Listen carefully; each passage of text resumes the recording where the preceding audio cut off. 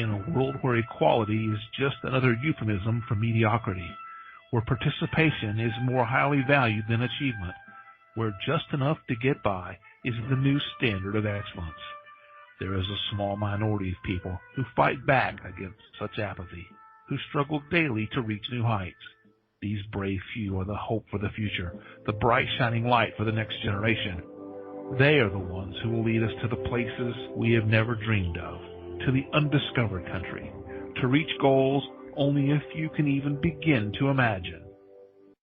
Unfortunately, none of those people could be here tonight, so kick back and relax. Prepare yourself for several hours of fun, friendship, fascinating conversation, and fabulous music. All those F's, that's an alliteration and kind of a radio trick. Speaking of radio, you're listening to the most popular radio station in the history of broadcast radio, at least among stations that originate from Chris's living room. It's Curious Times. Your host is a curious listener. Here she is, Chris. Well, hello, everybody. Welcome. Wait, don't clap. Welcome to Curious Times. It's Monday. Welcome to your first week of your new year, for you Monday to Friday workers. I'm cold. I'm really cold. It's not even like, it says it's like minus 21 or something, and then minus 24 with the wind chill, but it feels like minus 30 with the wind chill. But my car started. I can't figure that out. It doesn't start at minus 12, but it starts at minus 20 something, you know? But anyway, thank God it did, because it would have been really cold to walk to the store. Because even though it says minus 21, I swear to God they're wrong about that. Okay. It's cold. I'm cold. Still cold. Right. Dianna Monroe is here. Amy might be doing the interview. I'm not entirely sure. We'll see. And, I don't know if Amy's in it. Can you let me know in the chat, Amy or whatever? Dianna Monroe, of course, is a regular guest here on, every other Mondays, basically. And, she's a psychic medium, a Reiki master. She's past life regression specialist. We should still get her to do that for somebody here on that, or maybe she said she doesn't like to do that on the air or something, but it'd be cool to have somebody be the guinea pig. It won't be me, go through, the past life regression, and she's a paranormal investigator and an ordained minister. She also graduated from the Silva Method, and she is a healer using spectrum healing using universal energy. And she also dowses and has studied with Master Chen, a Taoist priest and healer. Is that guy famous or something, or is it just like, you throw the word master in front of your name and all of a sudden it's famous or something like this? So anyway, let's go get, feel free to unmute Amy whenever you're ready. Let's go get Dianna. Hey, Happy New Year. Happy New Year to you, too. Great to be here. Thank you for having me here tonight. Thank you for being had. And Astro says hello, too. I don't know if you heard him or not. No, I didn't write on. That's good. Hello, Astro. Yeah, he's in a chatty mood, so you might hear him. Sometimes we get readings from the dog. Oh, yeah. I've had people call me for readings from specific dogs I've had before. That's so funny. Yeah. And she always gave different answers than I did. I thought, what are you talking about, dog? But, Don't make me look bad, dog. Is the dog snoring and having a nightmare or something, or is it... No, that's Astro talking. He's just talking. Right on. That's so funny. He'll get kind of growly, and that's just how he chats sometimes. Hi, Amy. How are you? Hi. Can you hear me okay? Yeah. Perfectly well. How you doing? I'm okay. I'm trying to purge, but it's nice to take a break too. Nice to take a break. So, thank you for doing that. Sure. Happy to help. But I was looking forward, like I said, I feel like I'm looking forward to some of the other regulars. Yeah. interviewing. I know. But I'm always here to help. To get Renee. Renee, you should sign up and just do no readings. All you got to do is that first interview segment for pick one of the guests and you become the interviewer.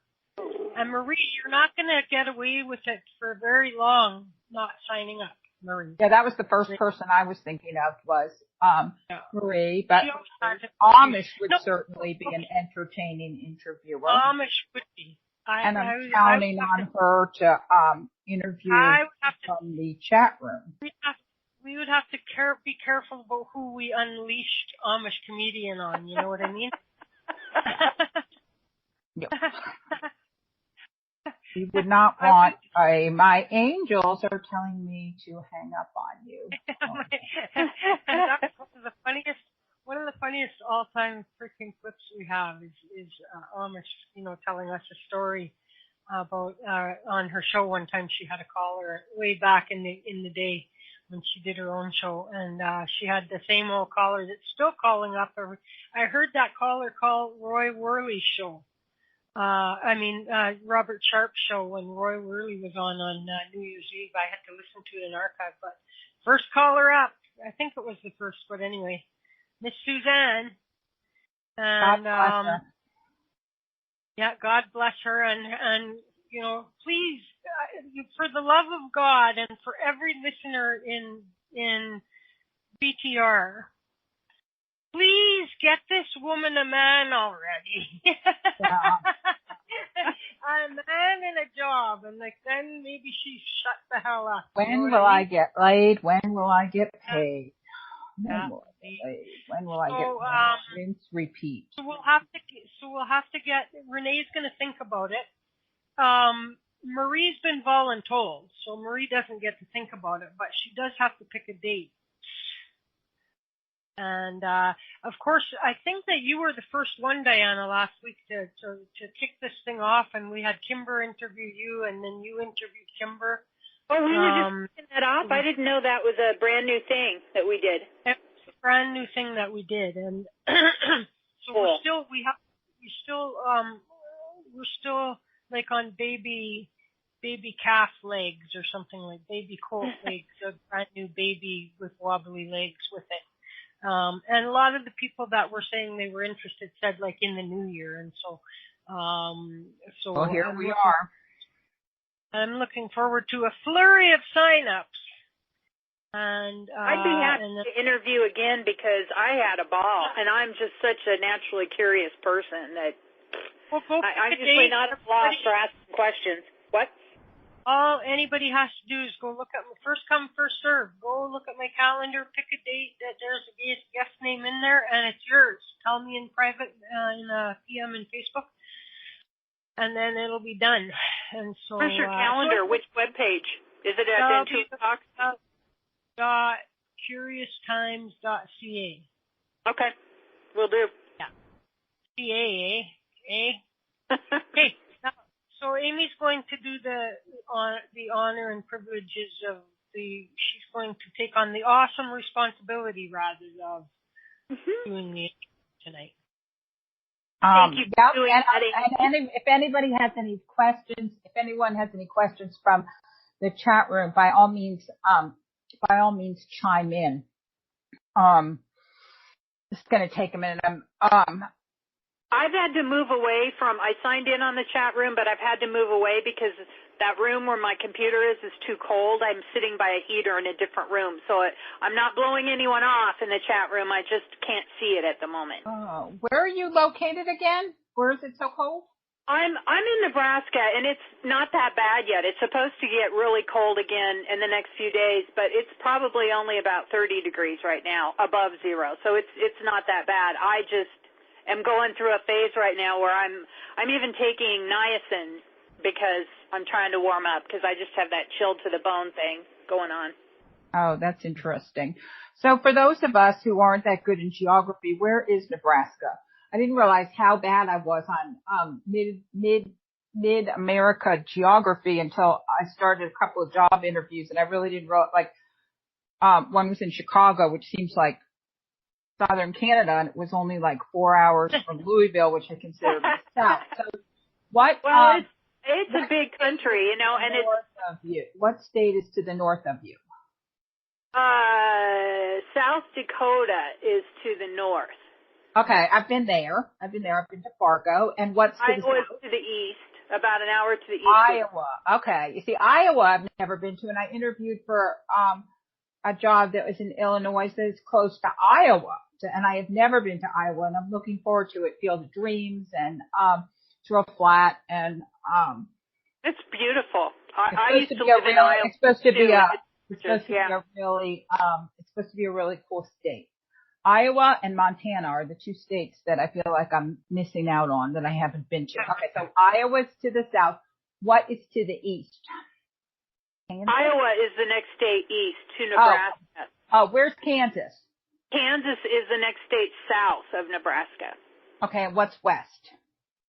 West is both Colorado on the southern end of Nebraska, and then Wyoming is just west on the panhandle of Nebraska. In the Midwestern part, a lot of people refer to the Midwest as like Ohio and Michigan, but people who live in Nebraska, Iowa, South Dakota, we think of ourselves as the Midwest because those areas, those states are literally in the middle of the country of the United States. It goes North Dakota, South Dakota, Nebraska, Kansas, Oklahoma, Texas. That's pretty much right in the center of the United States.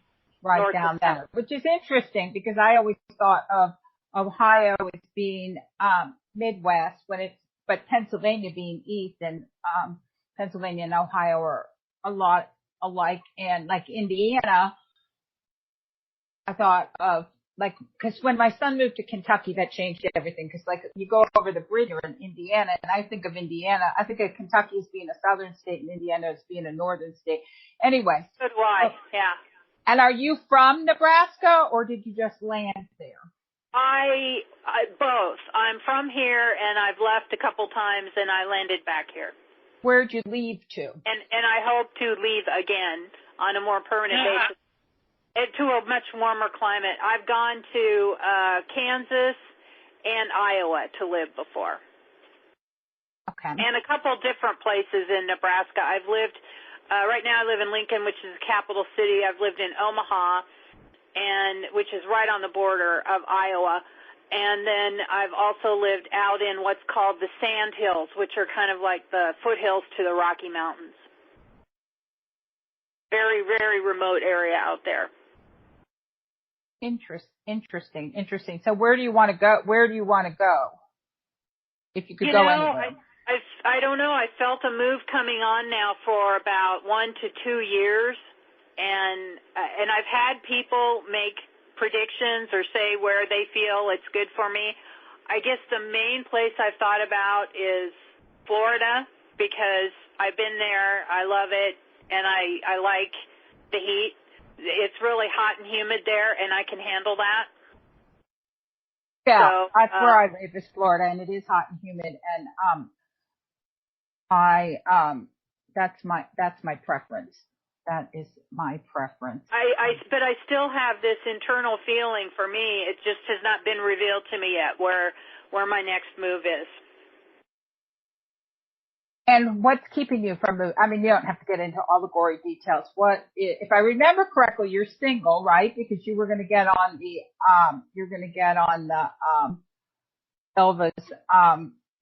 Silva's mail order groom. Right. Program. Well, I date, but I'm not one that I've been dating for a while, and so people who like to perpetually date, good for them, but one thing that's really important to me is one of the things I want to experience is a successful marriage. I know what the bad ones are like. I've been there, done that, but I really want to take on the challenge of the marriage thing again. So, I've got to get a little more serious about finding the right one. I've come dangerously close though, so I think I'm getting there.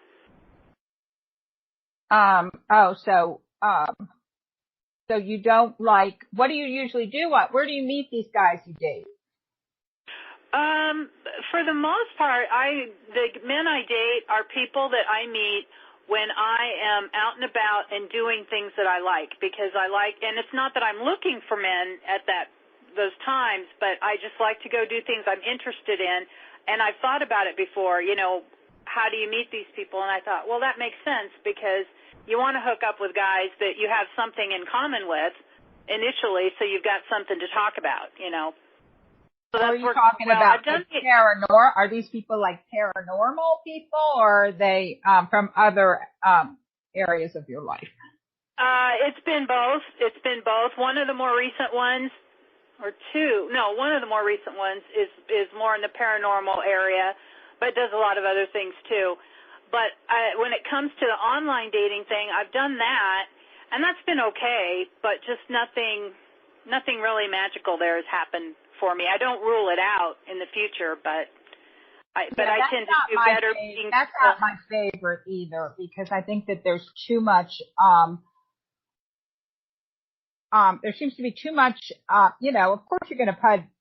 No one really knows what they look like, so you put a picture up, and it thinks a good likeness of you, and if for some reason it doesn't quite show your hips in all of their, and then suddenly you make a foolish mistake and wear a pair of pants that make your hips look bigger. They think that you're, scamming them. There seems to be a lot of focus on especially as far as men talking about, there seems to be a lot of, all the men say that, the women forgot to tell me they were fat. Hi, I'm fat. It's like, and they're seeing, and then, I don't know. So it's, I have met men that way. I've had successful, well, I don't know what's defined as a successful relationship. I've had long-term relationships from men I've, met online. That is not my cup of tea right now. So let me ask you this. How do you feel about, dating if you met someone through paranormal? How do you feel about dating a man who claims to be psychic? Have you done that? Let me think. No, I don't think dating. I'm really good friends with a couple gentlemen that are very psychic, but it's more of a friendship, and we help each other heal. In fact, one did live here in Lincoln where I was, but he recently moved. We still keep in touch, but that was never a dating thing. And I don't think I answered your question before. I apologize about why I haven't moved yet. I've just had a lot of stuff I still need to kind of wrap up. I feel like I'm getting really close, though, and I feel like once I sell, especially some of my creative work, that I'll need to move, because one of the things I want to sell is a television show, and if that gets sold, they don't make television shows where I live in Nebraska, so I'd almost have to move to Los Angeles for a while, or wherever they would make it. They make TV shows in some other parts of the country, but mostly it's in California. They make them in Florida. They make a lot of Florida, right here in Orlando, as a matter of fact. Yeah. That's where you're at now, in Orlando? Yeah, I used to be at the beach. I used to be in Jacksonville Beach, and I lived in Palm Beach, but now I live in Winter Park, which is a small town just north of Orlando. Okay. Which is not I don't know. Well, we're not interviewing me. It's not my favorite place, but I have thought about moving to Fort Pierce. Fort Pierce, you've got to be a little careful. There's, how would I say it? There's a lot of drugs. There's a lot of drugs there and drug-related crimes there. But that little section is there. That little section is of the country is very nice, and but you do have to be a little bit careful down there. Just okay, good to know. But the other towns that are close to there, well, Vero Beach is very expensive. Stewart, there's some other towns that are around there. So, but I don't know that they make television. I don't know that they make television shows there. But I'm feeling a pull more to the mountains. So, I don't know. I had a good friend move to New Mexico recently, and she seems to like that. I don't know if I would move there or not, but I was thinking maybe New Mexico, Arizona, something like that. Mhm. Yeah. Well, hopefully you'll have the freedom you can experiment a little bit. I think it's a good idea to make, and especially now with like Airbnb and things like that, you can kind of go places and live there for a little while. And get the hang of it. And get the hang of it. So, okay, so you have friends who are psychic. How would you feel about dating someone who claimed to have psychic powers? I would be open to at least a first date. I always, regardless of what anybody looks like or their background or anything like that, as long as it feels right to go on that first date and I feel comfortable with that, I do that. And then after that, I go by how the person treats me. Is he a gentleman? Does he act like a gentleman? Does he treat me well? And then there will be a second date. If it's just kind of a, half-assed effort, no, we're done. Mhm. I mean, it doesn't have to be a jerk. You know what I'm saying? It could be a perfectly nice man, but if he's not a gentleman or if there's no chemistry, obviously, you know, why do you want to see someone, if there's no chemistry? But, yeah, I'd definitely be open to that, to someone that's very psychic. You see, I found it awkward. Because I think when you're courting or whatever, there needs to be a little bit of mystery and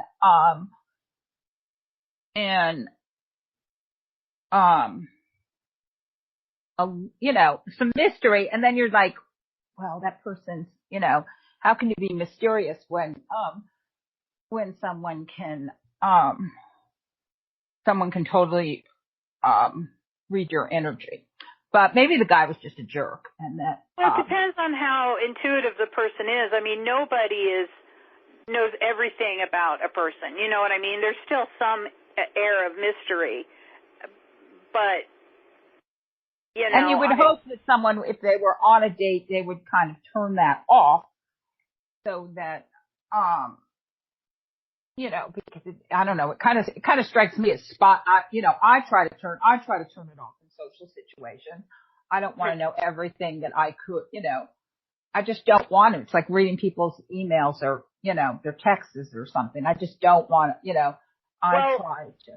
It's funny because on one occasion with one gentleman I dated, normally when I first meet people, especially in groups, I'm not immediately thinking about. Uh-oh, did she get muted? Oh, I thought I got. Am I back? Yeah, you're back. Yeah. I heard it chirp. One thing I found interesting when I met someone that I have gone out with was I was getting just one or two impressions about everyone I was meeting in this particular group, and some of the impressions were just very strange. Like one gentleman, and this was nobody I dated, but it was something to the effect of he had kind of a nervous tick with his eye, and I was told he's going to get rid of that, and something about you need to get to know him, or he's going to be a friend, so it's okay.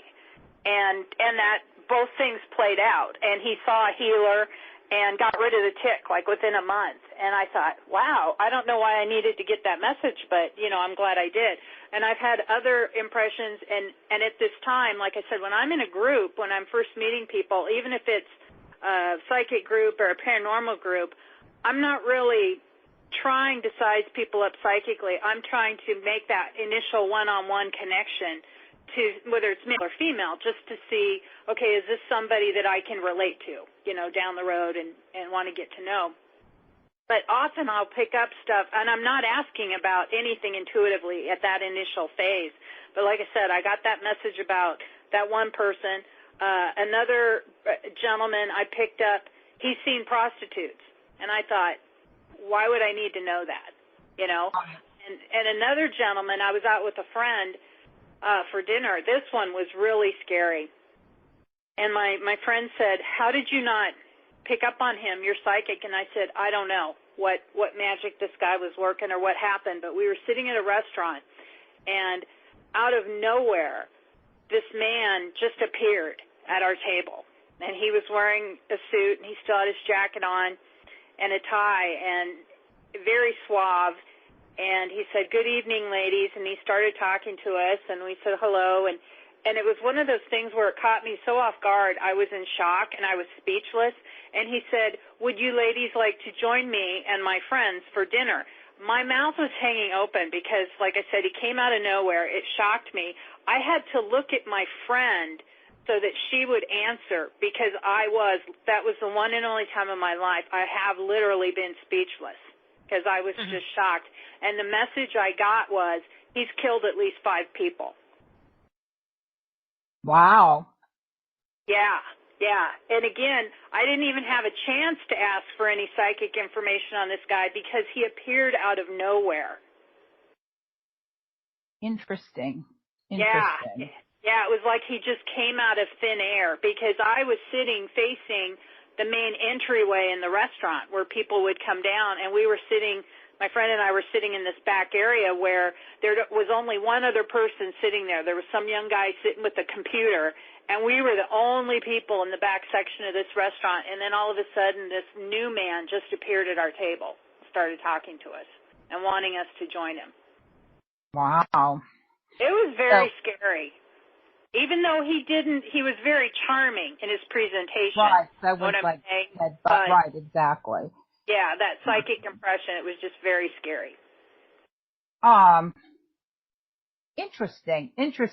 So, most of your social life, surround, spirituality and paranormal, or, No, not a lot of it, just some of it. Again, I go by how people treat me, and if they treat me well, then a friendship will develop. I have one really good friend that I spoke to earlier tonight that I used to work with, that I've known now for, I don't know, at least 20 years, I think. And she's not into spirituality. She thinks psychic stuff is kind of hokey and doesn't really buy into it. She doesn't give me a bad time about it. Once in a while she'll kind of joke about it, but we're still good friends because we have a lot of other things in common. So I affiliate myself with just a variety of people. Some are. And what are those other things? Just so we can get a better. Well, my friend that's not into the psychic stuff really at all. She works for state government, and she also does part-time real estate. I have associate yet with a couple attorneys. I've been kind of removed from that area. I haven't wanted to work in that for a while, but I still know some lawyers, and most of them are not intuitive at all, or if they are, they don't claim to be, because that's not a cool thing to do in that industry. It's very, very concrete, not airy-fairy. What other types of friends? No, I meant more what do you like to do? What do you like to do when you're not ghost busting? Oh, gee, just about any fun thing I can find. I love to hike. I love to be outdoors when the weather allows that. I love to go see movies, live shows. I had a play produced live last summer, so I like to write and then be involved in the theater that way, whether I'm acting or writing. I just like to be out and active and doing as many things as I can. Go to wine tasting things, all types of social events. Oh, like okay. Horse shows, all kinds of things. Okay. Oh, is that your new boyfriend? Corinne, is Dan. So we all have married boyfriends. I have Keith, now you have Dan. Oh, la-di-da. So, okay. There's a question in the chat room for Dianna about has she ever had received a message from someone that was just too uncomfortable to relay. Question it. The answer, the information you were uncomfortable to tell the person. I'm trying to think. I believe I did years ago, and I'm trying to remember what it was. I think it had something to do with either the death of the person asking or the death of someone close to the person asking. And what did you do about it? What's that? What did you do about it? I remember that I listened to my intuition, and I can't remember enough about the situation now as to what that was. Yeah, that's actually good, because people that remember every detail of every reading they ever gave, that bothers me. I kind of wonder if that, right, exactly. It bothers me on a couple of levels. First of all, it bothers me that they talk, yeah, exactly. But mostly it bothers me that they remember it, because you shouldn't be in your head. You shouldn't be in your, makes me think it's coming from their head. But I rarely remember readings much longer than right after I give them. Half an hour later, if someone has another reading with me within the month or so, then I might remember part of it, but otherwise I like to just try to start off on a blank slate with every reading. And how do you do that? Do you have any tools for what I usually do, I try and spend some time meditating before I do a reading, even if it's only 5 minutes. I try to do anywhere from 5 to 20 minutes. And, it doesn't have to be the traditional, sitting cross-legged, whatever. But just where I'm calm, I might be listening to some music, or I might sing a little bit or draw, just anything that kind of gets me out of my mind, where I'm just kind of tuning in more to spirit and calming down. Do you give friends readings? Yeah, sometimes. And how do you block out? I know I have, a lot of it, because a lot of it being here on the radio, I've come to know a lot of these people. How do you block out your, like, let's say you know me real well, and this guy I'm dating, and I'm constantly asking about this guy, this bad. How do you block out? But you hate the guy. How do you block out your opinions and your ego from a reading?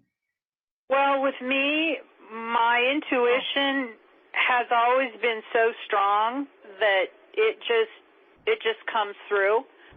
If a situation like that comes up, I'll say, as you may know, I don't really care for this person, blah, blah, blah, but here's what's coming through loud and clear, because I always get, I'm told in different ways, so I know that it's my intuition and not my mind. Sometimes I might see a word spelled out that just keeps flashing, or I'll see a certain image that doesn't make sense to me, so I'll relate that to them, and it will relate to the person I'm reading for. I've just always been very lucky in that my intuition's always been strong enough for other people. Now, I wish it were strong enough for me so I would make better decisions all the time, but you know how we get too close to our own situation.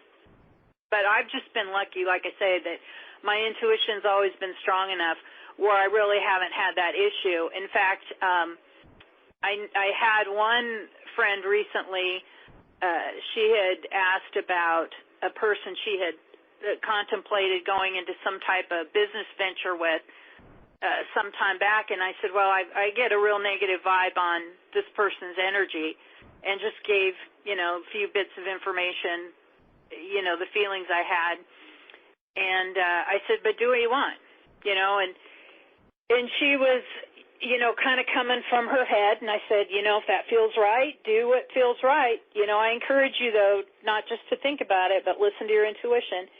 And she did more thinking, and she ended up kind of shooting herself in the foot a little bit about it.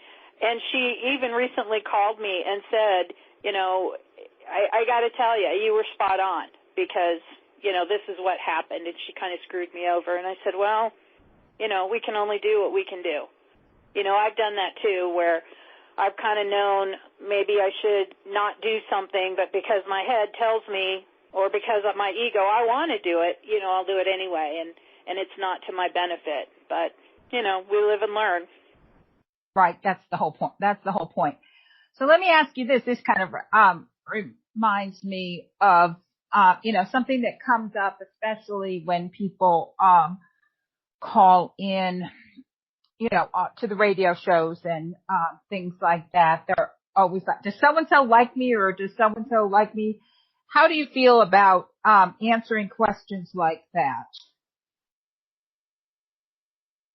I don't mind. I just... You don't feel like it's reading where I was going with this is just to be a little bit more specific so you can talk to what my question really is I always felt like that was like, that you really needed to get someone's permission to read them, So if someone calls me up and says, does so-and-so like me? First of all, if they have to call a psychic medium to find out if so-and-so likes them, so-and-so probably doesn't like them. But I also feel like it's an invasion of the other person's privacy, that I don't really have permission to go find out whether they like them or not. Well, I know that sometimes, we can look in on certain people. Well, we can look in on anybody, but we're all afforded a certain amount of privacy. And so there are some times when people have asked me that question when I don't get anything. And I'm always honest, and I'll say, I'm not getting anything, or I'm seeing a cloak around this person. And I said, I don't know if this person is, putting up protection, or it's just one of those situations where we do all have a certain amount of privacy. Talk a little more to that. Talk a little bit more to that, because I think it's very interesting, and I think it's something that that we don't talk about. A lot of people think that certain psychics can see everything about everything, and to me, that's ridiculous, because that's the creator or God or whatever you want to call that conglomerate power, of all of us together, that ultimate big picture. Mm-hmm. I don't think any human can see everything about everybody and everything. If there is someone out there, more power to them, but I've never felt that to be the case. But yeah, like you were talking about, otherwise there's a certain amount of invasion of privacy, but I also feel that we see certain things, get certain impressions about other people when we're asked, if for whatever reason, and maybe I'm not shown that reason, but I may be shown something about another person to tell that person for that person's highest good. Because before I do readings, I always say little mantras or prayers, whatever you want to call them, that I'm just asking for help. One, being clear myself so that I can get the message that my client needs to hear. And then secondly, I always ask for help effectively communicating that message so the client will understand it. Like I said, a lot of times I'll see these really funky images, or I'll get words thrown together that don't make any sense to me, but they almost always do the client. Once in a while, it may not right away, but then they might call me back and say, 3 days later this happened, and what you said made perfect sense. So I think sometimes we can look in on a third party for someone else, but to me, to make sense of it, it's always seemed like it's for the highest good or the greater good. Like maybe that person, the client, has to know that the person doesn't like them. You know what I mean? So that the client can move on or something like that. But I agree with you. If you've got to ask if somebody likes you, the question that I used to get asked quite a bit, not so much anymore, but was, I'm sure you've all heard this a lot, anyone who's done a lot of readings, you'll get the client that calls in and says, I met this guy and we got along really great and we went out, and I don't normally do this, but we had sex on the first date and it's been 2 weeks and I haven't heard from him. Is he going to call? Well, you don't have to be psychic to tell the person, no, he's not going to call. You know? Or he is. So do you think that there's an obligation, what am I trying to say here? Do you think that people who give readings, whether they give them for fun or they give them for money, have an obligation to educate their clients or the people that they're reading as to what is a good question and what is an inappropriate question? Do you think that how do you handle that? I'm just going to cut out a bunch of things because then you can just take it in whatever direction you want. And how do you handle it if somebody asks a question that's inappropriate? Well, I think ultimately the greatest obligation we have is honesty. Just be honest with the client. And coupled with that is to follow our own intuition. And I think our own intuition is going to guide us if we need to educate the client or not. I have almost always felt a certain obligation to educate the clients. In fact, a lot of clients, I will talk to them for about 5 minutes before I even start the timer, and I'll just say, okay, this is how I tend to work, or just any type of intro information that I intuitively feel is necessary to give them so that they feel more comfortable, and then I start the timer, because then I feel like they're going to have a better reading, and to me, I can give somebody 5 minutes usually to do that. But, yeah, I think the honesty and listening to intuition are the ultimate key, but I think there is at least some type of obligation to do everything we can to help the client, and I think educating them is part of that. I like to try and that's why I've written a couple blog posts about asking questions, the best way to ask questions, because a lot of people want to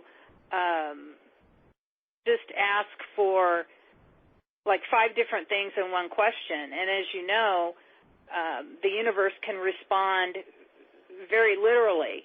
If we give them a mixed up question, Spirit can give us a mixed up answer, or it's an honest answer to them, but it may not make sense to us because it was not clearly asked. Yeah. And do you, did that make sense? Yes, it did. But do you use your, what am I trying to say here? Do you use your intuition to kind of edit the question? Like if someone's asking a question, but you know what they're really what you're really asking. Do you take it upon yourself to use your intuition as to what they're really asking, or do you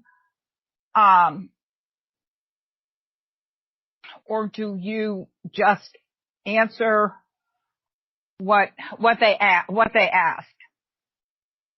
Now, are you talking about like a complicated question, or you think there's maybe an ulterior motive to what they're asking? Is that more kind of? I guess I'm not understanding your question. It could really be. It could be.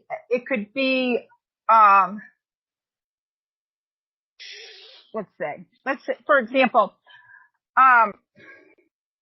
if I'm trying to think of a good example now. We'll have to come back to that question. But yeah, a couple of people who do.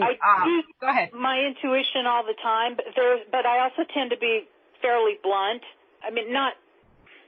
Not nasty about it, but sometimes I have been known to say, okay, I hear you asking this, but are you really wanting to know this or that type of thing? Is that what you mean? Yes. Yeah. Yes. Yeah. I will call them on it because I want to make sure I'm understanding what they want to ask so they get the most bang for their buck for their reading. Okay. Yeah.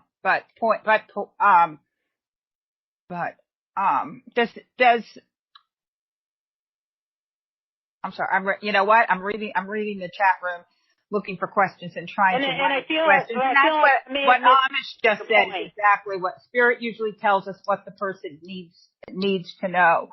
So, that was sort of where I was going with it. Does Spirit ever, like if someone says, is my boyfriend going to call? Spirit's probably going to, intervene and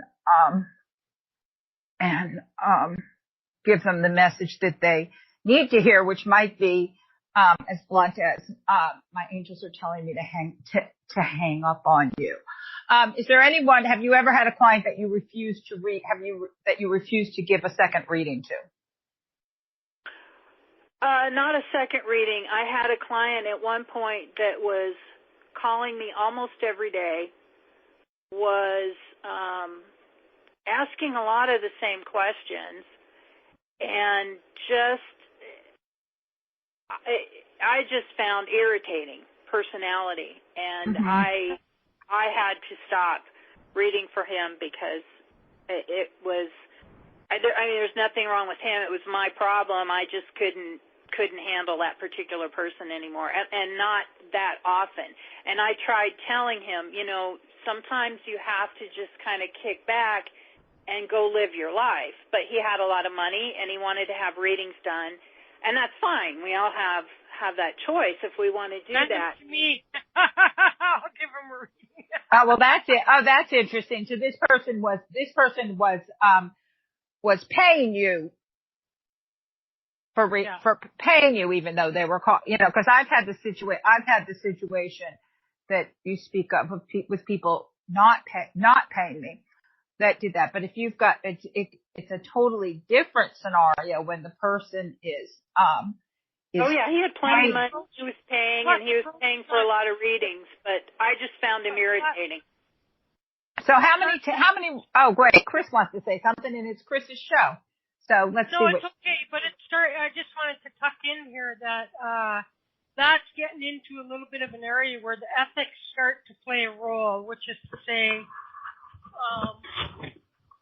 the headset is bugging me, which is to say, at what point is it ethical to keep taking money for the same questions every day, but, that kind of thing, whether it bothers you or not.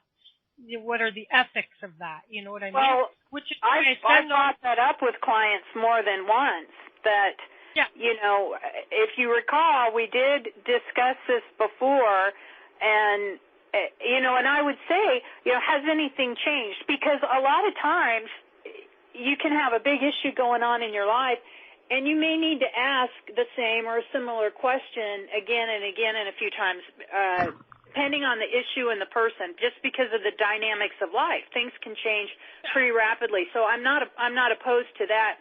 My concern was, though, again, I'm thinking, am I really helping? I've been given this gift.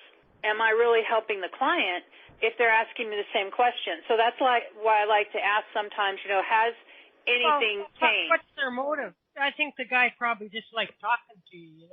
It gave him he had to have an excuse or a reason to call you. So right, he didn't want to call the phone sex. Not it's like I mean, I'm not comparing the phone sex operator, but I know you hear plenty of stories from. Well, he was gay, so he wouldn't have wanted me for phone sex. Okay, so no, it's not about sex though. It's like that. There's people in the world, right, that may be lonely, or they're looking for just another human contact or conversation or something, and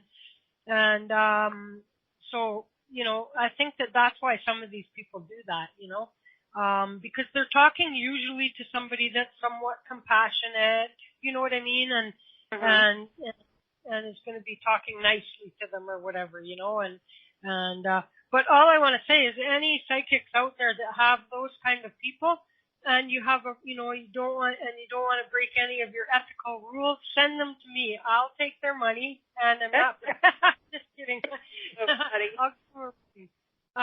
But anyway, so that's all I wanted to.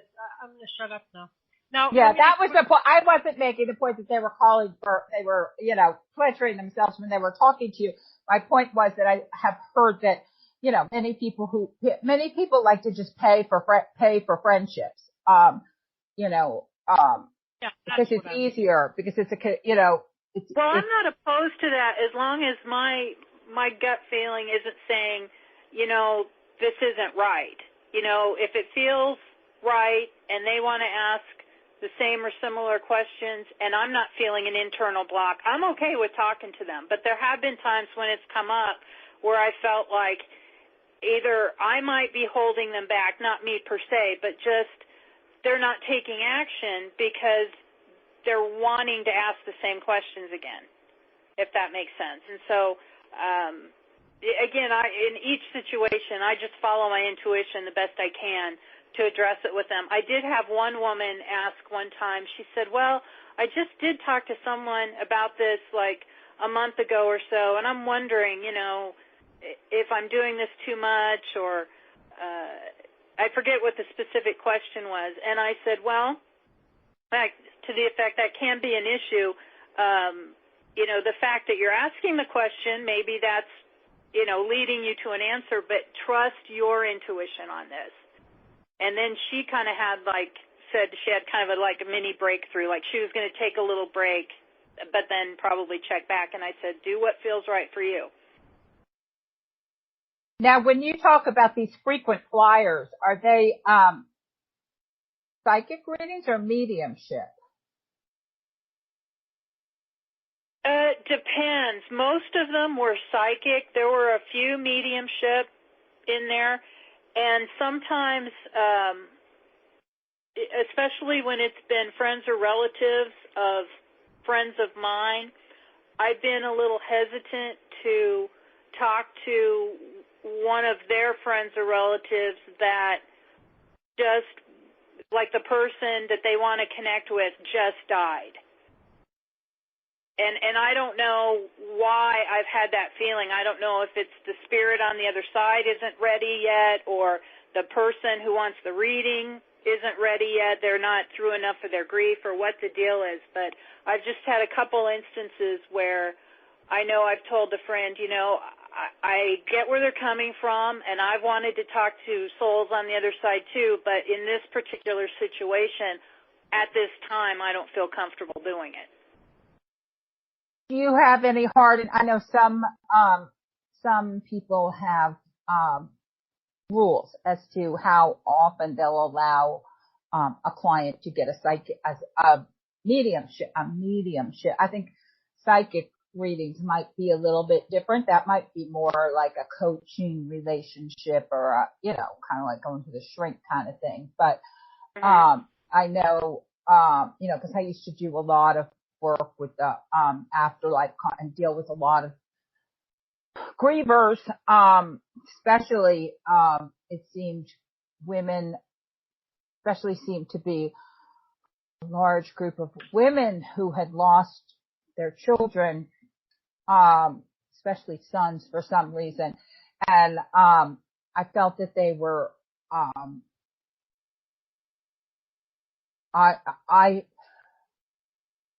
I felt like more mediums should have been saying enough already. I felt that they were misusing mediumship, and that some of the mediums were getting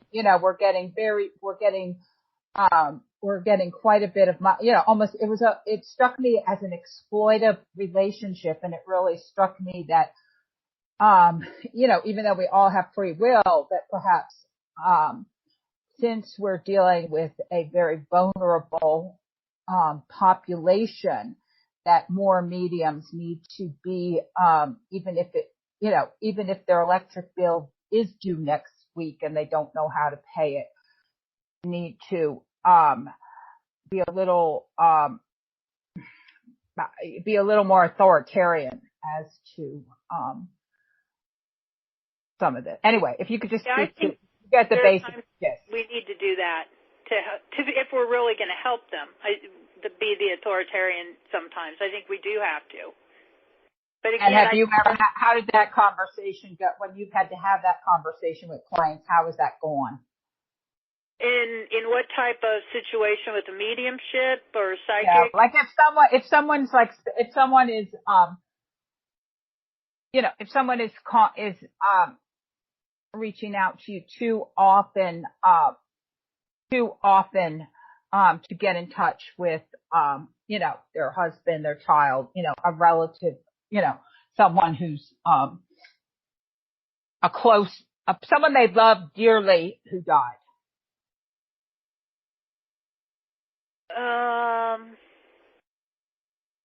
I can't really think of a specific instance right now, because it's been a while since I've had anyone with mediumship that really wanted to check in a lot.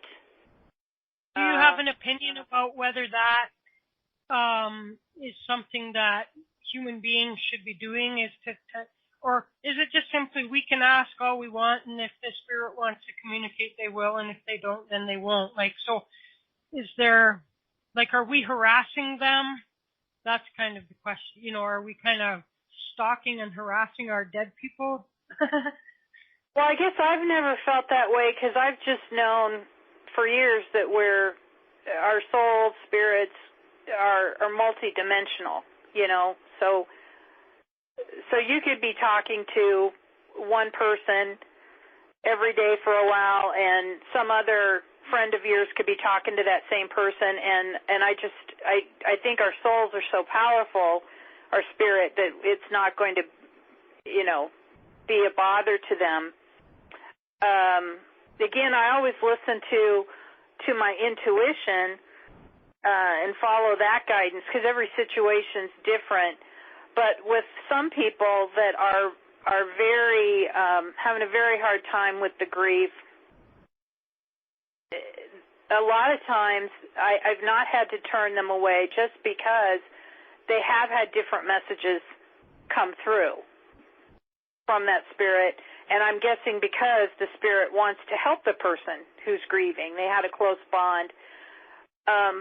But in that situation, too, and it's not like I don't want the business, but there are some times when I'm guided to kind of what Amy was talking about before with education.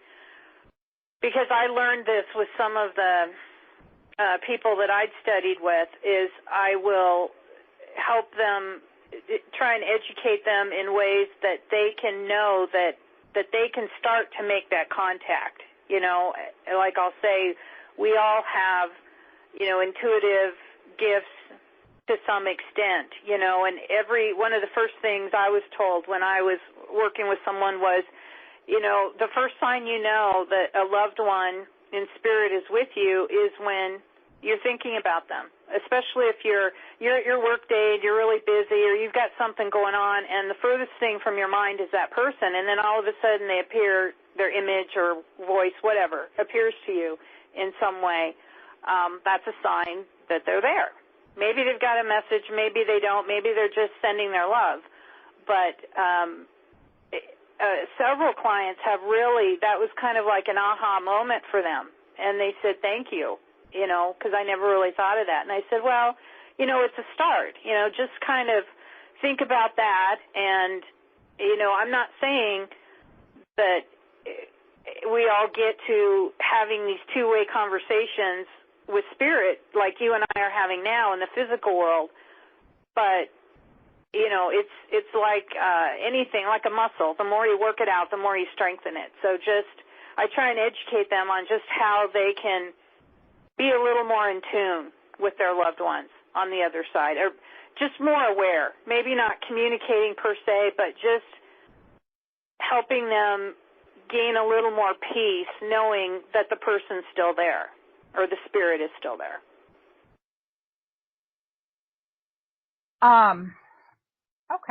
Okay. Chris, do we have any people call? Because we are. I don't think so. Oh, okay. We got no sense. Now, what we could do though is take a song break and give you guys both a bladder break. Hey, that works for me. Perfect. We're all middle-aged women here. We need bladder breaks every now and then, And so, why don't you guys know how to mute your mics if you want to go scoot away. We'll be about a little bit under 5 minutes, okay? Sounds good. All right. Okay, quick shout out. Amy, of course, is kind enough to be doing the interview tonight. Dianna is our guest. The artist formerly known as Christy is here. Dan the Man. Oh, Dan the Man is now home. And Kathleen Moore is here. Yay. And a little birdie told me it's her birthday tomorrow, everybody. Happy birthday to you. Happy birthday to you. Happy birthday, dear Kathleen. Happy birthday to you and many more. And Marie is here. And Mary Margaret, how are you? Supernatural Radio, Corrine and Yvette, how are you? And so there you go. Dianna, you're back. And Amy, you're back. I'm here. I'm here. And happy early birthday, Kathleen. Oh, does anybody know? So you're using, okay, we got to solve a technical problem here. So Mary Margaret, you're using wireless, I guess you're using a Bluetooth headset then. She's trying to pair her Bluetooth headset with her computer, I guess. And it keeps timing out. I don't have any fancy, only Bluetooth thing I ever had was for my cell phone, and like it's been 9 years since I ever had to do anything with it. So anybody know how to help Mary Margaret or why it might be timing out on her? Can you help her in the chat room if anyone knows? Okay, where you go. You guys, Amy, Dianna. Oh, okay. Am I here? Can you hear me? Yeah, I can now. Okay. Let's see. So we don't have anybody for a reading. Okay. So let's come up with some more questions here. One thing to add too on the third party, when clients ask about them, sometimes I remember to tell the client and sometimes I don't, but when they're asking about somebody that they already know, I usually tell them, again, sometimes I forget, that I'll look in on your relationship with so-and-so. And I think, and I could be wrong, but I think that helps protect some of the privacy of the third person. But I think the relationships tend to be, no matter how strong it is, they tend to be greater than the individual. And I know I've had a lot better luck just in my own personal relationships. When I tune into that relationship energy, I make better choices as opposed to just kind of listening to my head or tuning into my mother or whatever relationship I'm working on.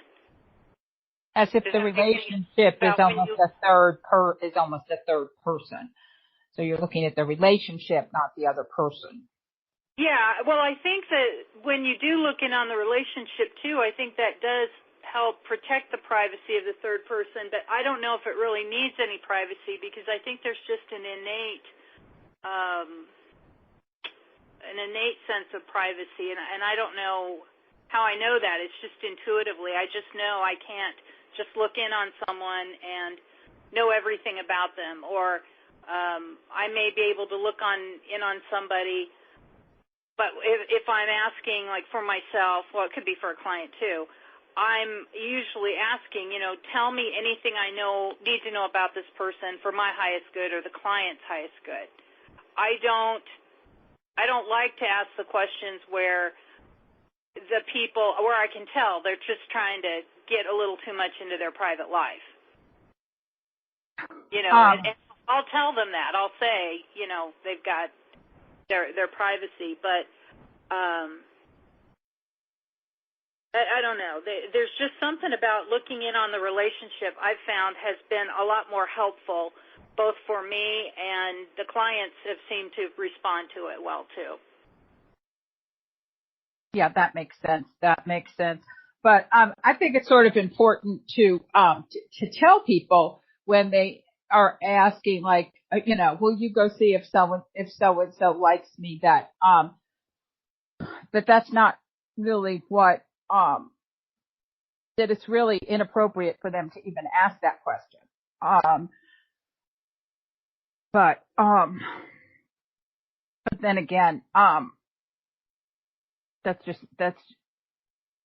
there's a way to say that. There's a way to say that probably nicer than the way that I would say it, because I just don't like people enough to be. Well, I know a lot of times, and I'm not sure if I'm actually tuning in to the third person or to the relationship as a whole, but a lot of times I will be getting impressions when the client starts talking before I even know what their question is, and I'm already getting, whether the person doesn't like them or maybe is more in love with them than the client is with the third person, but I'll get these impressions a lot of times before they even ask.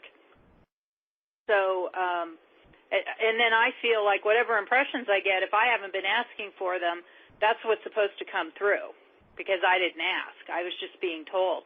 Like my friend that I was told when I met him was going to get over that nervous tick, and you need to pay attention to what he says, type of thing. Mhm. How a lot of stuff just kind of jumps out at you, bleeds through without even asking. Right. I think that does happen, and I think that does happen, and that guides, that ends up guiding, the direction that your response, goes in, or where you even, what direction you even go with the reading. So of all these things that you are, psychic, medium, Reiki, past life, paranormal, and ordained minister, which of these do you like best?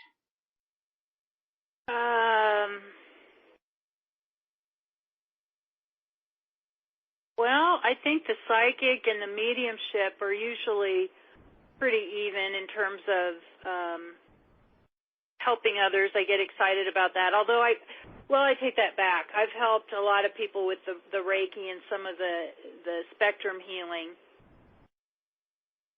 What is spectrum healing?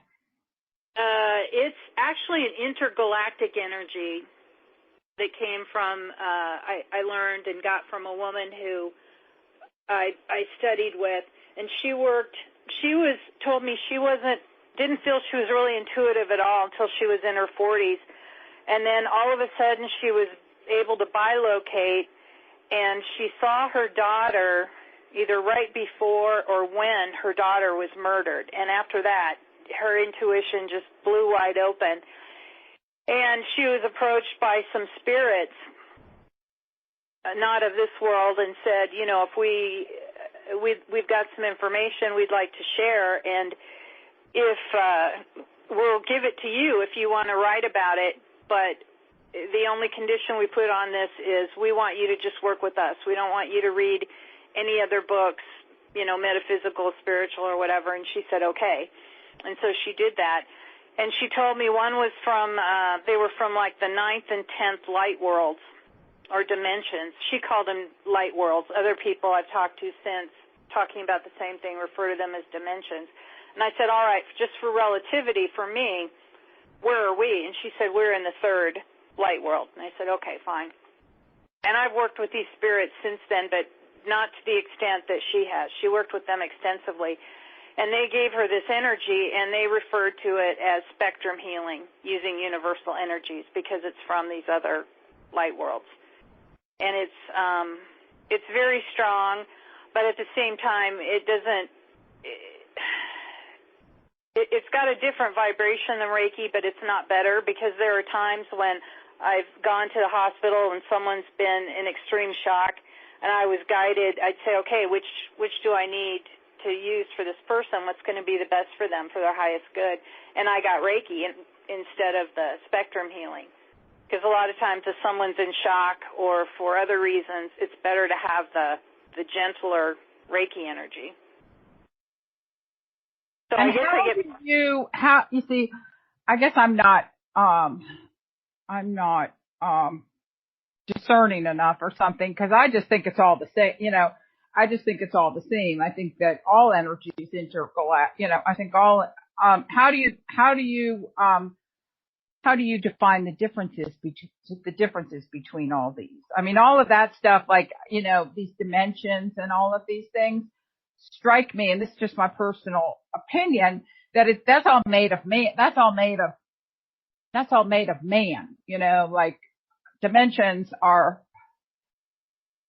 Well, for me, it's the way they feel.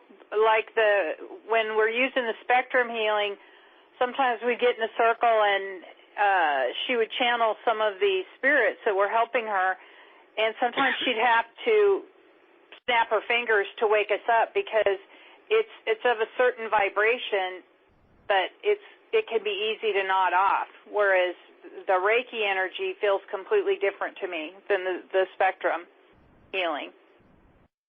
I mean, it's all energy, but just like people, everything is kind of a different vibration. And like our vibration's changing all the time. And at the time I was initiated into the spectrum healing, I was told not to use it with the Reiki because sometimes there were incompatibilities. And the woman I studied it with said she was at some type of seminar or conference, I think it was in South Dakota, and she knew of a woman who used both energies at the same time, and how did she put it?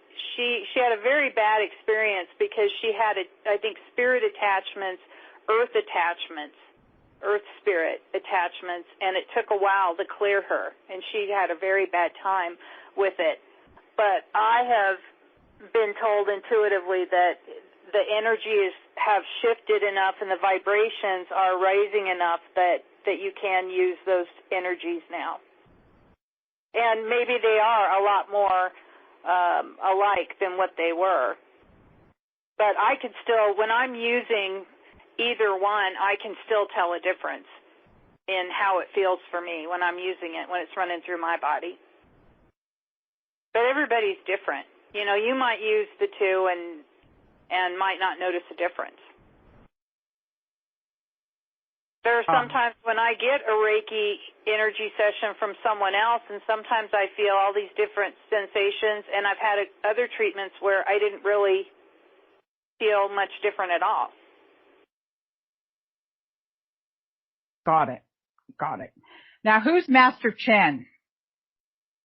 Master Chen is someone that I've been studying with off and on now for, I don't know, maybe about 6 or 7 years. And it's my understanding, because I asked him about this, I said, how do you become a master, or how were you picked out? Obviously, we use the word master. I don't know any of the Chinese language, but it's completely different from English. And I said, how did you get there? And he said he grew up on Wudang Mountain, where a lot of the martial arts were started. And he said when kids are very young, the elders intuitively know which ones will be like the wise ones or the teachers or the ones that are intuitively gifted that need to have more knowledge to pass on. And I said, okay, what's a little bit of your story? And he told me when he was 6 years old, he was picked by the elders, and he was matched up with, however they say it in their language, but he used the phrase master teacher. He was matched up with her, and at the time, he was 6 years old, and she was 100 years old at the time, he said. And I said, okay, and I said, how much longer did she live? And he said, she just died within the last couple years, and she had lived like another 33 or 34 years. And he said she was so in tune with spirit that she told her students there, she was still on Wudang Mountain, he had been told that he had to come to the United States to teach some of the Tao and just some of the other teachings that he learned here. And he was not really thrilled with that because, obviously leaving your home country when you're going to a different place. But anyway, he was told he had to come to the United States, and he went to Colorado. He still spends part of his time at his tea farm, though, in China. But he said his master teacher was so in tune that on the day she died, she told her students who were still in that area, they were sitting in a circle, and she said that they were going to have their regular meditation or whatever study they did that day. But then she said, later this afternoon, I'm going to be leaving this body. And a lot of them, I guess, as you might guess, were sad and, didn't really want to see her leave. And she's like, no, it's my time. And sure enough, later that day, they went in, and she was sitting apparently in her spine was straight, meditative position, and her body had died. She had left. And it was exactly as she had told them it would be. She'd even picked the time. And that's when she left. But how they choose to pick them, like I said, it sounded like it was just the elders have a lot of knowledge and have utilized their intuition so much that they can see which kids are the ones that are more in tune and that should be taught some of the secret ways. Because he said a lot of the things over there, they don't write down. They just pass on from some master teachers to the next to create the next generation of master teachers. Interesting. Yeah, and I think it's a pretty small group of those people that do that. But like I said, his master teacher had said he had to come here, and he was very nice about it. But I could feel like, yeah, you didn't really want to come here. And I said, tell me, what was your family's reaction when you were told you were moving to Colorado, to the United States? And he said, oh, it wasn't good. And he has a certain number of groupies. He does a lot of seminars in Omaha. I don't want to say a lot. He usually comes once a year, I think, in Omaha in the spring, and he'll have maybe anywhere from 3 to 5 classes. And he also goes to Atlanta, and then he also teaches some things at the place where he lives in Colorado. And I forget where that is now. But I think it's northern, maybe outside of Denver a ways. I know it's not in the city. Excuse me, but I think it's close. The closest city is Denver.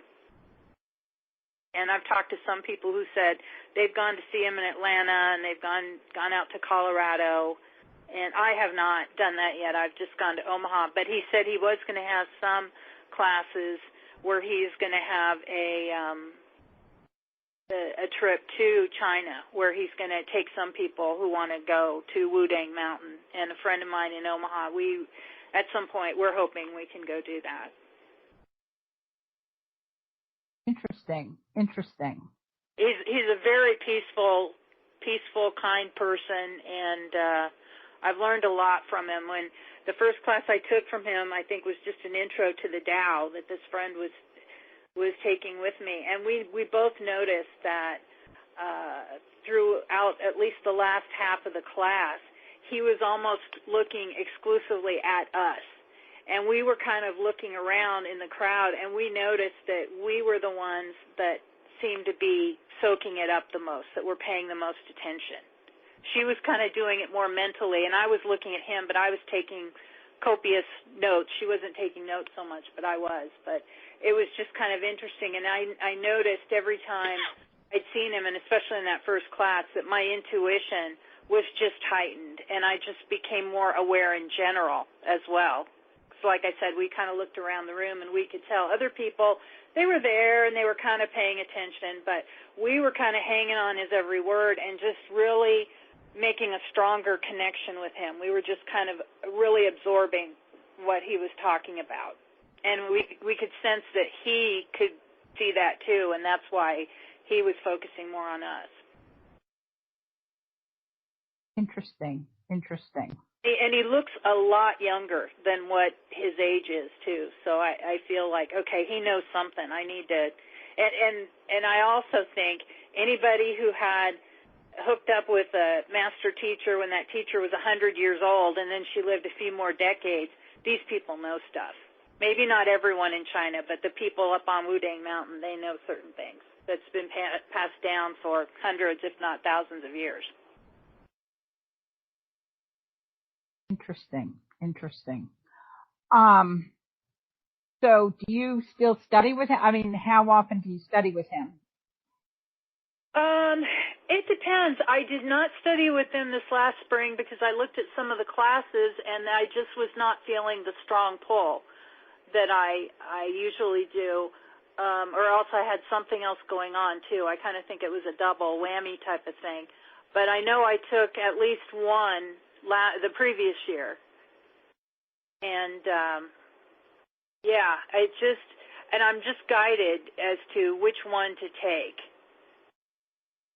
I've learned a lot, though, from him about natural health and just really tuning into the body and spirit and making that connection, but really listening to the body in terms of what you need to do to maintain your health or regain your health.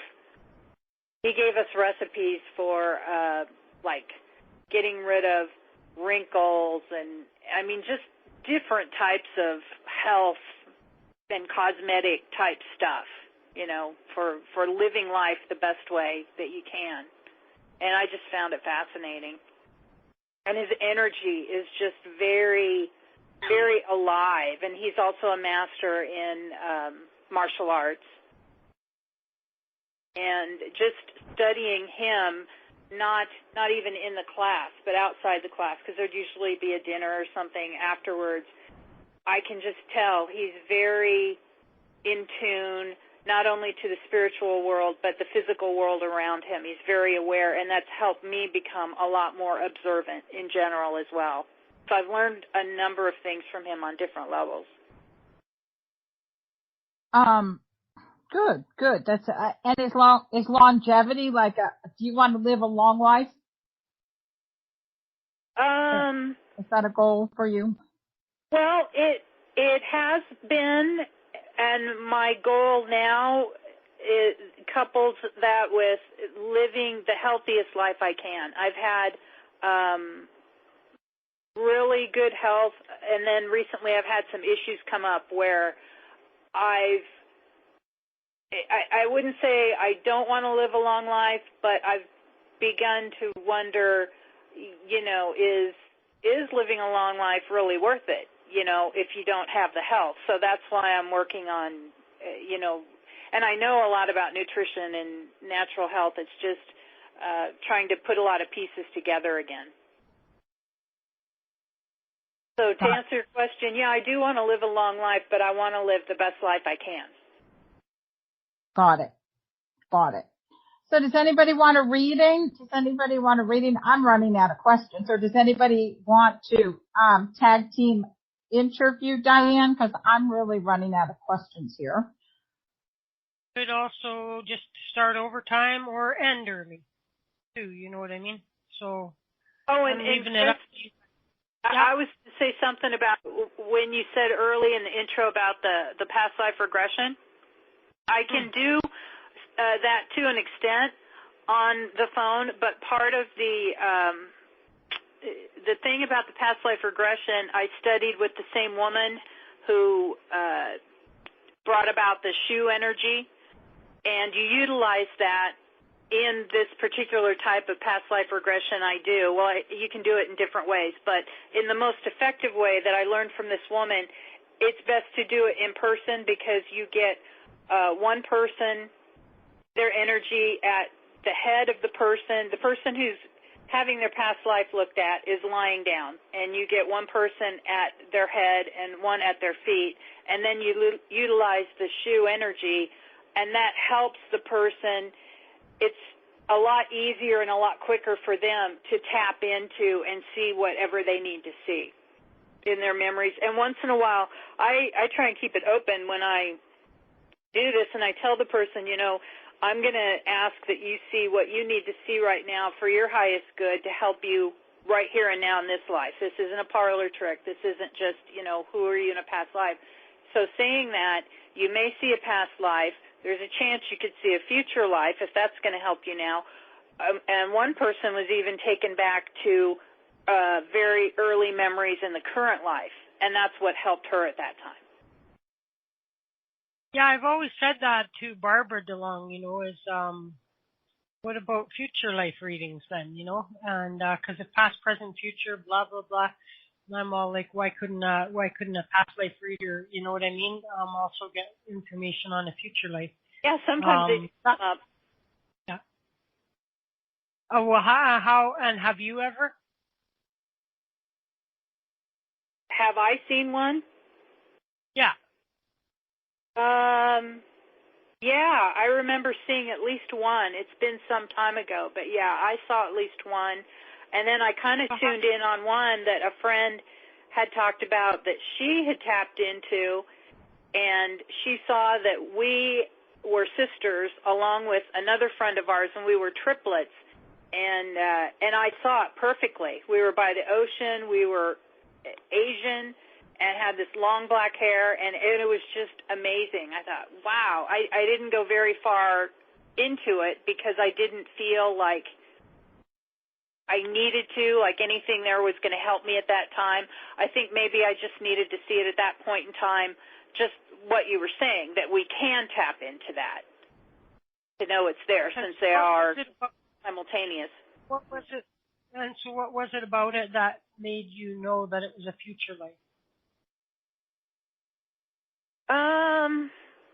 Just the feeling. Oh, and we were, the weird thing, I mean, it could have been a past life, and technology was significantly advanced more than it is now, and then there was like a fall or something, but our mother had called us to dinner on another distant island, and we just instantly transported there to where she was, from one island to the other.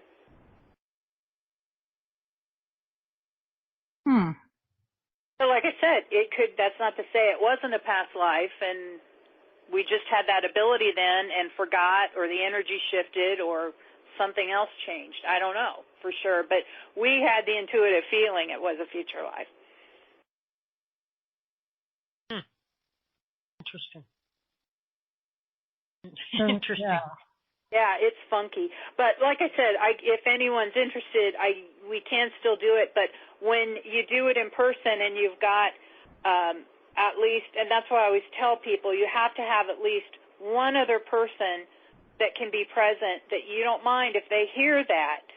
If you want two people, that's great, because then I don't have to sit on one end, but I can if need be. But I said if you get one or two people there, you just want to make sure it's somebody you trust. So no matter what comes up, because I can't tell you what's going to come up. You're not going to know what comes up until, we call up that energy, and then you tap into your memory bank, and then I'm going to help you see it too. And then, we'll see what we see. But you want to make sure it's somebody you feel comfortable with seeing that or hearing about it.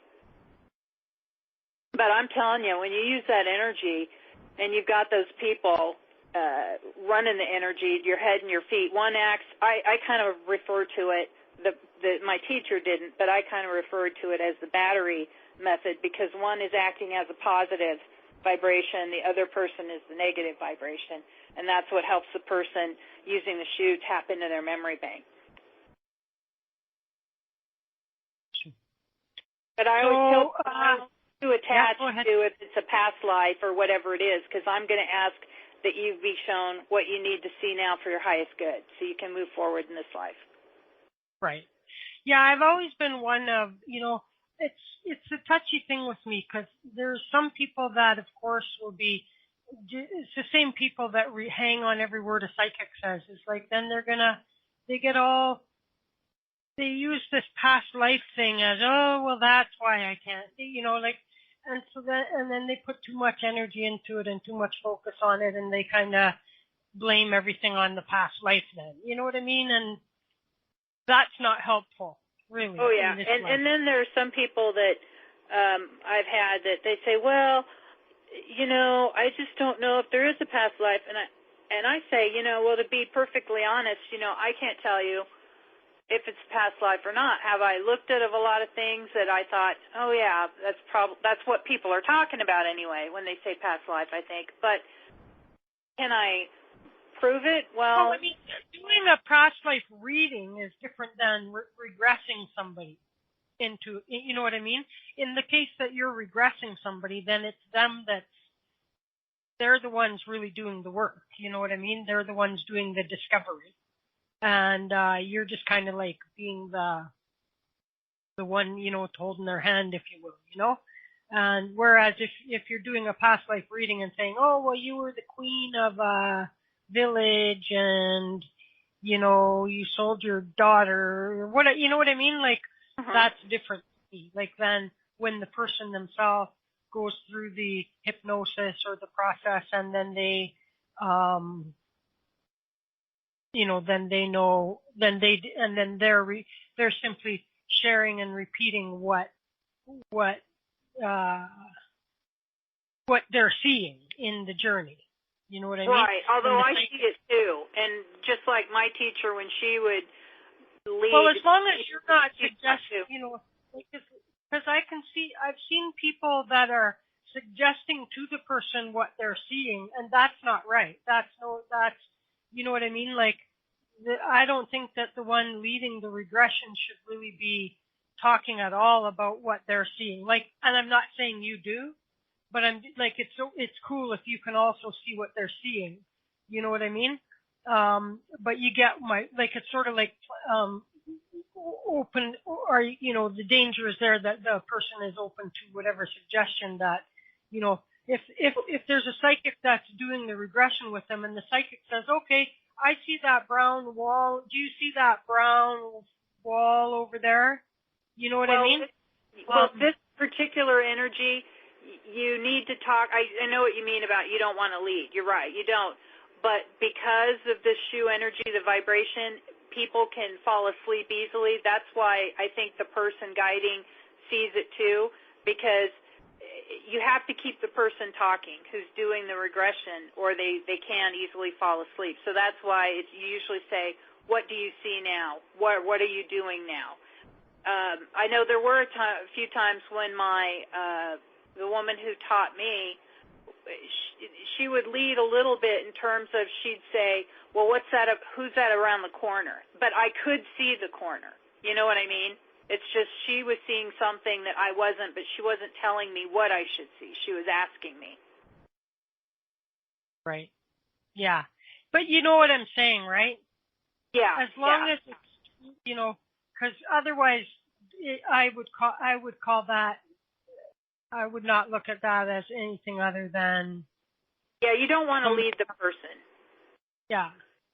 No, that would be anything derived out of that, then I would dismiss as, you know what I mean? I just couldn't accept it. Who cares if it's, as long as it's not me, you know what I mean? Whatever experience the person gets out of it. Otherwise, what you're really doing is a guided meditation in a way. You know what I'm saying? In which case, there's a difference between a guided meditation and degenerating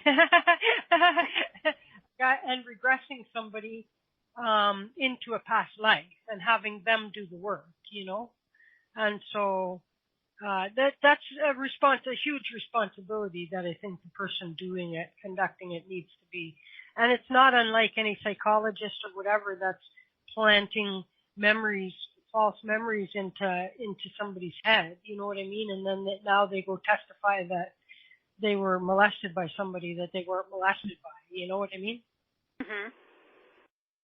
And so, yeah, I'm sure that you're very responsible in the way you do it. And the only reason I'm talking about it is because A, we have time, and B, for anybody else listening, if you ever are going through a past life regression with somebody and they're the one suggesting to you what you see and who you are, then that's not the way that's supposed to work. Right. Right. It's fair for them to say, okay, so you're in this room. Can you describe your room? Okay. Are you aware of any family members in the area? Do you have any family members? Do you know their names? Not what's your father doing right now? Because now you've suggested to the person that they have a father that's alive. You know what I'm saying? And this kind of thing in that lifetime.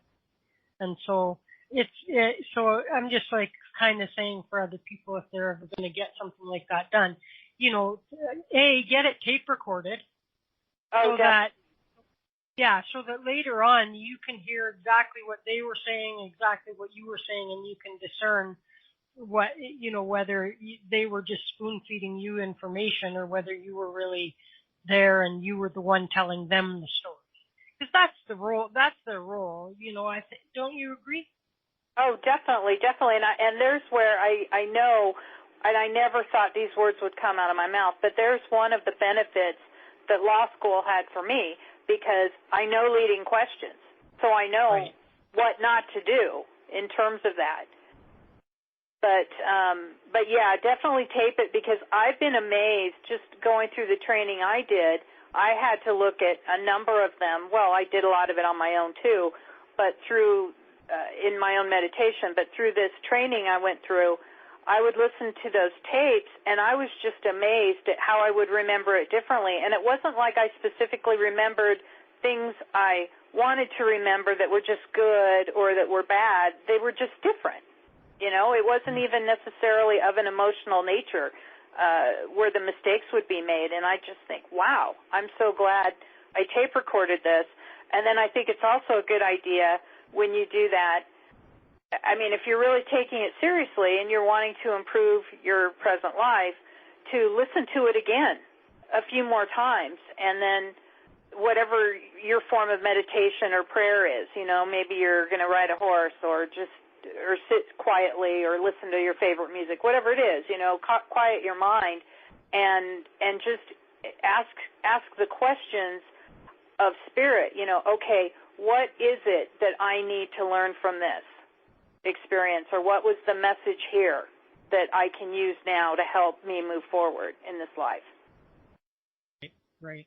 Because I think sometimes we can, we'll do some work on ourselves, but we don't take it as far as we can, and I think sometimes, I know I've done it, and I've talked to some other people who have said the same thing, that sometimes we are repeating some of the same work because maybe we only went halfway. And it's not like you're necessarily lazy. It's just you don't think it through, or you don't really set your intention of, wanting to advance. And again, asking the spirit the question. We've got to, if we want help, we've got to ask for it. What, help me now take that next step. What is it I need to see about this that's going to help better my life? Right. Yeah. Exactly. Well, are you guys going to do overtime, or should we end the show now? If you guys are doing overtime, unmute, and we'll stay. Dianna, can you tell people where they can get a hold of you and check your website and all that out? Yeah, it's at www.psychicfrontier.com. Awesome. Okay, well, I'm going to toss on a song real quick, and then we'll see if anyone's calling for overtime or whether we'll... Sounds good.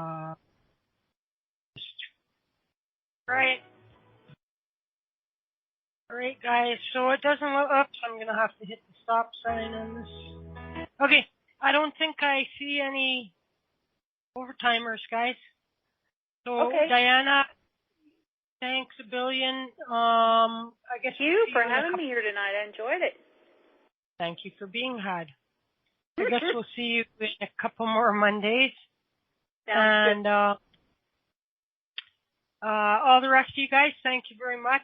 We're back tomorrow with Lisa Noland, and so till then, take good care, and we'll see people next time. Thank you 1,000 times over, Amy. Appreciate your help. Thanks, Amy. Oh, sure. Thanks.